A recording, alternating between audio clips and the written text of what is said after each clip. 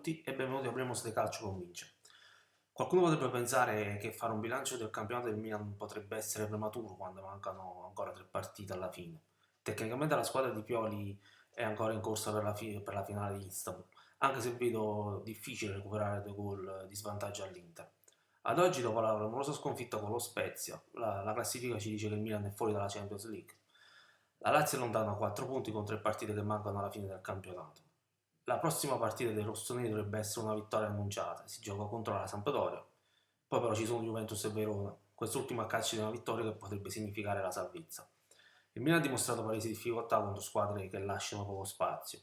La speranza di Pioli è una nuova penalizzazione in classifica della Juventus, ma anche se ciò dovesse accadere, non è detto che il Milan riesca a conservare il quinto posto.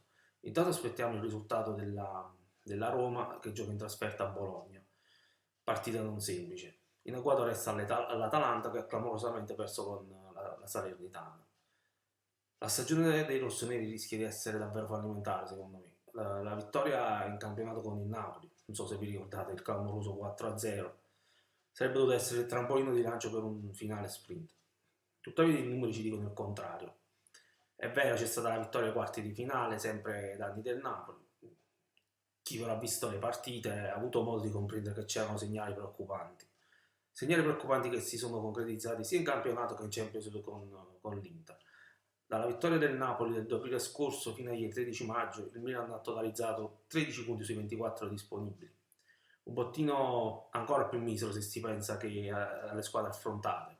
Citiamo Empoli, Bologna, il Lecce, i 2 pareggi acciuffati all'ultimo secondo con la Roma, ma soprattutto con la Cremonese. La vittoria con la Lazio poteva essere un segnale di ripresa, salvo poi essere clamorosamente sconfitti dallo Spezia. Ora nel complesso la rosa non è adeguata secondo me. In panchina non ci sono sostituti all'altezza dei titolari. È vero che grosso modo parliamo degli stessi calciatori che hanno vinto il campionato l'anno scorso. Ogni campionato fa storia a sé.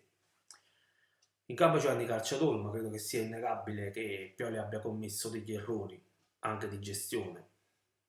L'allenatore ha voluto puntare tutto sulla Champions League e ora il banco rischia di saltare.